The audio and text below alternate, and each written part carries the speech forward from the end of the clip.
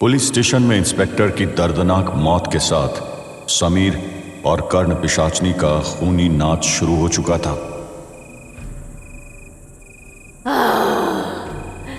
कितना सुकून मिला है मुझे इसकी हत्या से। मुझे अपनी पुरानी शक्तियों जैसा एहसास हो रहा है। मुझे लगता है मैं तुम्हारा साथ देते देते 1-2 दिन में ही पहले जैसी शक्तियां हासिल कर लूंगी। लगता है मैंने तुम्हारी खून की प्यास को फिर से जगा दिया है। किसी और को खून करते देखना मेरे लिए वॉरिज्म जैसा है। इसका सुकून अलग ही है। तो देर किस बात की, तुम भी अपनी प्यास बुझा लो। चलो किसी गरीबों की बस्ती में और वहां से मिटा लो अपनी प्यास। तुम्हारे साथ मैं भी कुछ शिकार कर लूंगा। कर्ण पिशाचनी और समीर एक झुग्गी झोपड़ी की बस्ती के पास उतरते हैं। यह जगह शहर से अलग थी क्योंकि शहर के लोग अपने घरों के आसपास ऐसी बस्तियां पसंद नहीं करते। चलो अपना बिनर चिकन डिनर शुरू करते हैं। इतना कहते ही कर्ण पिशाचनी ने उन घरों और झोपड़ियों के कच्चे पक्के दरवाजे तोड़ने शुरू कर दिए और उनमें से लोगों को घसीट घसीट कर मारने लगी। अरे सिर्फ तमाशा मत देखो समीर, लो ये खाकर इन कटर की पैदाइशों को इनकी सही जगह पहुंचा दो। जैसा कर्ण पिशाचनी का हुक्म, वैसे भी ये साले धरती पर बोझ हैं। इनके फ्री का राशन का टैक्स हम अमीरों को देना पड़ता है। चलो इस धरती से कुछ कीड़े तो कम होंगे। Let's fuck these bastards. भगवान के लिए हमें छोड़ दो, हमने तुम्हारा क्या बिगाड़ा है? हमें माफ कर दो, कोई बचाओ हमें, हे भगवान। ये लोग समझते हैं कि उनका भगवान उन्हें बचा लेगा। आज रात उन्हें ये समझ में आएगा कि इस दुनिया का असली भगवान कौन है। मुझे और चाहिए कर्ण पिशाचनी। एक के बाद एक शिकार और ज्यादा सुकून देता है। ऐसा लग रहा है ये कभी खत्म ही ना हो। एक माँ अपने 2 छोटे बच्चों को संभालने की कोशिश कर रही थी, लेकिन कर्ण पिशाचनी एक ही हाथ के इशारे से उसका गला दबा लेती है। नहीं, मुझे छोड़ दो। मेरे बच्चे, मेरा कसूर क्या है? तेरी गलती सिर्फ एक है, तेरे जीने की हिम्मत। ये आंसू और ड्रामा मुझे और मजा दे रहे हैं। इस बच्चे का क्या करना है? अब ये भी मैं बताऊंगी। तुम ऐसा क्यों रहे हो? अपने अंदर के शैतान से पूछो। अगर शैतान बनना है तो अपनी भलाई की भावना को मार डालो। करो जो जरूरी है। समीर एक पल के लिए झिझका, लेकिन कर्ण पिशाचनी की घूरती नजर उसका पीछा कर रही थी। वो चाकू उठाकर बच्चे की तरफ बढ़ा। खून की नदियां बहती जा रही थी। हर झोपड़ी एक कब्रगाह बन चुकी थी। एक आदमी जो बस्ती का नेता लगता था, आखिरी सांस तक लड़ने की कोशिश कर रहा था। तुम लोग यहां से चले जाओ, पुलिस थोड़ी देर में यहां पहुंच जाएगी। ये मेरी बस्ती है, मैं तुम्हें ये सब करने नहीं दूंगा। वाह, एक और हीरो मिल गया। चलो समीर, ये तुम्हारा अगला टेस्ट है।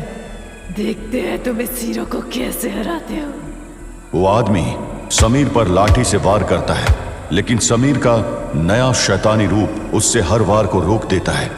समीर के अंदर कोई सुपर नेचुरल पावर नहीं आई थी, लेकिन इस कत्लेआम ने उसके अंदर एक अलग ही जुनून पैदा कर दिया था।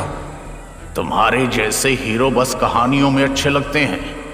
समीर ने चाकू एक बार फिर घुमाया और किसी कुशल नाई की तरह एक ही बार में उस आदमी की गर्दन काट दी। बहुत खूब, तुम काफी टैलेंटेड हो। तुम अगर इतने बड़े बिजनेसमैन ना भी होते तो भी बड़े किलर होते। लेकिन दूर पुलिस की सायरन सुनाई देती है। कर्ण पिशाचनी हंसी में फिर एक बार बोलती है, लगता है तुम्हारी पहली रात पूरी होने से पहले पुलिस तुम्हारा स्वागत करने आ रही है। लेकिन चिंता मत करो, अभी खेल बाकी है। पुलिस? उनसे क्या डरना, मुझे उनसे लड़ने में मजा आएगा। नहीं समीर, अब कुछ नया ढूंढते हैं।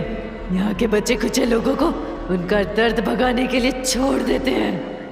रात और ज्यादा गहरी हो गई थी, लेकिन बस्ती में बेचारे लोगों के सपने हमेशा के लिए खत्म हो चुके थे।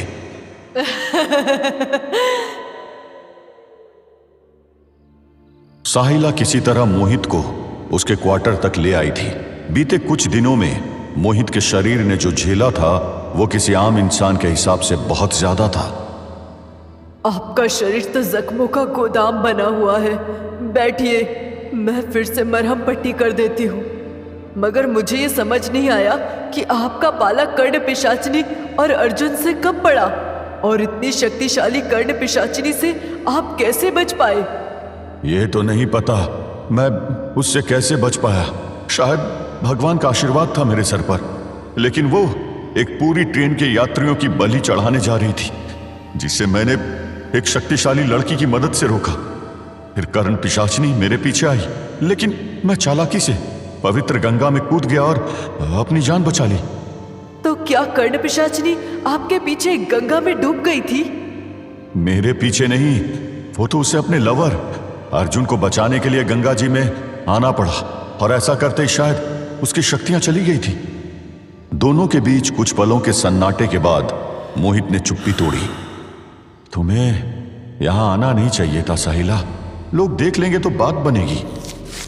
लोग तो चीजें सोचेंगे ही मोहित जी।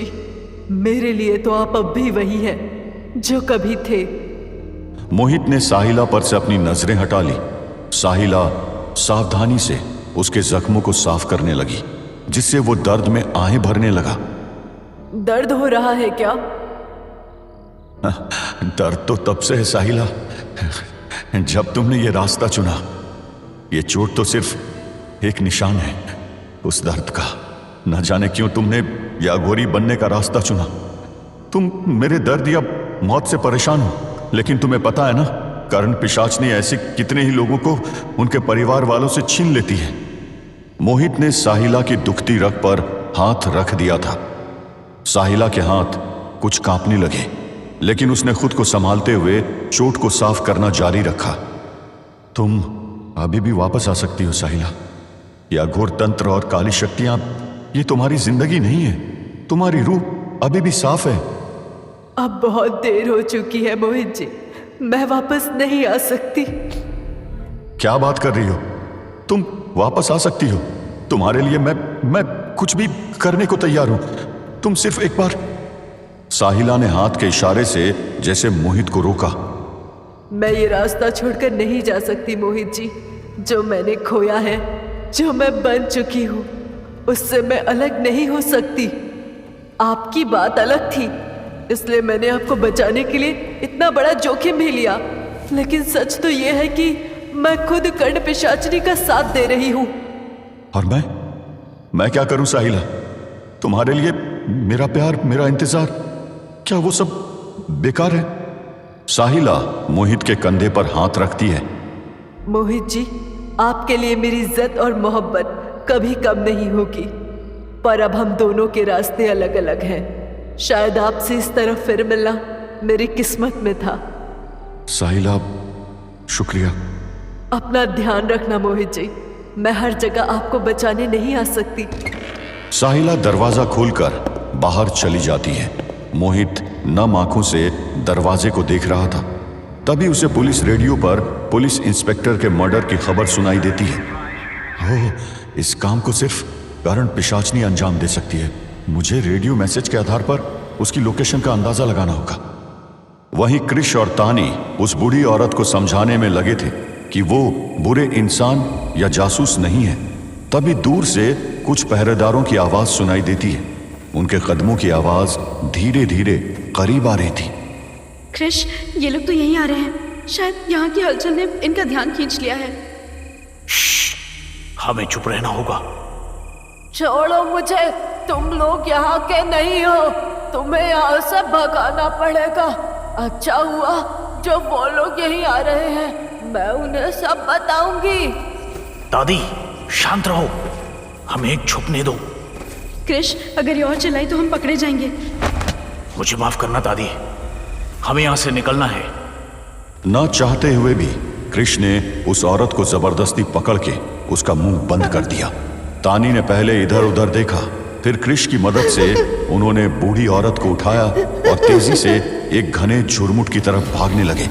पहरेदारों की आवाजें अब और करीब आ रही थी। ये झुरमुट काफी घना है, शायद यहाँ हमें कोई ना देखे। दादी अब चुप रहो, वरना सब बर्बाद हो जाएगा। इस आपाधापी में कहीं आपको ही चोट ना लग जाए। कृष और तानी झुरमुट में छिपकर पहरेदारों की हरकतों को देखने लगे। दो पहरेदार एक दूसरे से बात करते हुए उनके पास से गुजरते हैं। लगता है कोई यहाँ था, इन पेड़ों के पास हाट हुई थी। हाँ, पर अब कुछ नजर नहीं आ रहा, शायद कोई जानवर हो। फिर भी एक बार ध्यान से देखते हैं। मालिक का हुक्म है, कुछ भी असामान्य हो तो तुरंत खबर देनी है।